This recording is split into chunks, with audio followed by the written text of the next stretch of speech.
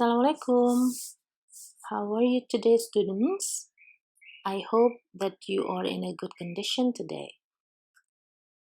Selamat bertemu lagi dengan Bu Sulis. Kali ini kita akan membahas lebih banyak tentang procedure text, terutama di bagian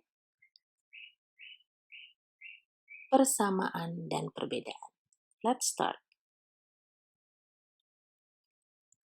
Apa yang akan kita bahas pada sesi kali ini? Kita akan menganalisa lebih banyak lagi teks prosedur. Apa yang kira-kira akan dianalisa? Yang pertama adalah the generic structures atau bagian-bagian dari procedure text. Lalu ciri-ciri kebahasaannya, the language features. Lalu type of text, jenis teks prosedurnya, karena ada beberapa. Dan yang terakhir adalah tata letak teksnya atau penulisan teksnya. Pada bagian-bagian dari procedure text atau generic structures, yang kita lihat adalah apakah ada informasi tentang tujuan, lalu adakah informasi tentang bahan-bahannya, berikutnya apakah ditemukan informasi tentang langkah-langkahnya, itu adalah pembahasan pada generic structures. Lalu pada ciri kebahasaan, yang kita analisa adalah apakah kalimatnya ditulis dalam simple present tense, apakah ditemukan temporal conjunctions seperti first, second, and finally, apakah steps atau langkahnya ditulis dalam bentuk imperatives, dan yang terakhir, adakah ditemukan adverbs of manner. Untuk jenis teks, seperti kalian tahu bahwa ada beberapa jenis teks prosedur, apakah dia berbentuk resep, apakah manual, tips, ataukah tutorial. Pada tata letak teksnya atau penulisan teksnya, tolong diperhatikan apakah bahan atau langkahnya ditulis dalam sebuah kalimat, ataukah ditulis dalam sebuah paragraf, ataukah ditulis dalam bentuk daftar. Lalu adakah gambar-gambar yang menyertai teks prosedur itu? Itulah hal-hal yang harus dianalisa pada procedure text. Akan ada 3 text procedure, kita lihat dan kita analisa bersama.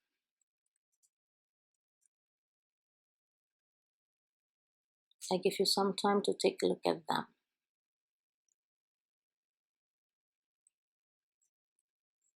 Okay, let's move on to this one.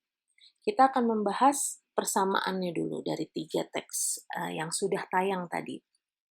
Tapi ditayangkan kembali di sini supaya kalian lebih jelas, kira-kira persamaannya apa dari 3 teks ini. Persamaan yang pertama adalah topiknya, karena ketiga teks tadi sama-sama menjelaskan tentang cara membuat crepes. Itu persamaan pertama. Persamaan kedua adalah bagian dari teksnya. Ketiga teks tadi memiliki tujuan, memiliki atau menginformasikan tentang bahan, dan juga cara-caranya. Itu persamaan kedua. Kita lihat persamaan berikutnya. Persamaan berikutnya adalah tiga teks tadi adalah berbentuk resep, masakan. Dan yang terakhir adalah di bagian ciri kebahasaan persamaannya ada kalimat perintah, terutama di bagian langkah-langkah. Lalu ada temporal conjunctions, yaitu ada 3 temporal conjunctions di sana, yaitu first, and, finally. Dan dari ketiga teks tadi tidak ada adverb of manner.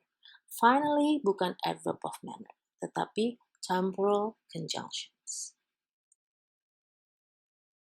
Let's move on with the differences of the texts.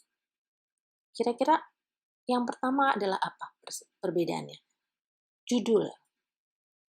Apakah ada judul di teks 1? Yes, there is a title in text 1. Is there a title in text 2? Ya, ada judul di teks kedua. What about text 3? There's no title in text 3. Jadi tidak ada judul di teks yang ketiga. Itu perbedaan pertama, yaitu judul. Ada perbedaan berikutnya, yaitu layout alias penulisan atau tata letak teksnya. Pada teks pertama, bahan-bahan dan langkah-langkah ditulis dalam bentuk daftar. Pada teks kedua, bahan dan langkah tidak ditulis dalam bentuk kalimat, tidak juga ditulis dalam bentuk paragraf. Lalu ada gambar-gambar yang menyertai bahan-bahan dan langkah-langkah untuk memperjelas.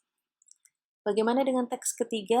Pada teks ketiga, bahan-bahannya ditulis dalam sebuah kalimat, sementara steps atau langkah-langkahnya ditulis dalam sebuah paragraf. Oke, itulah contoh menganalisa prosedur teks. What to do next? Kalian akan bekerja dalam grup karena ada tugas untuk menganalisa 3 teks. Thank you for watching. That's all for this session. I can wait to see you in the next session. Wassalamualaikum warahmatullahi wabarakatuh.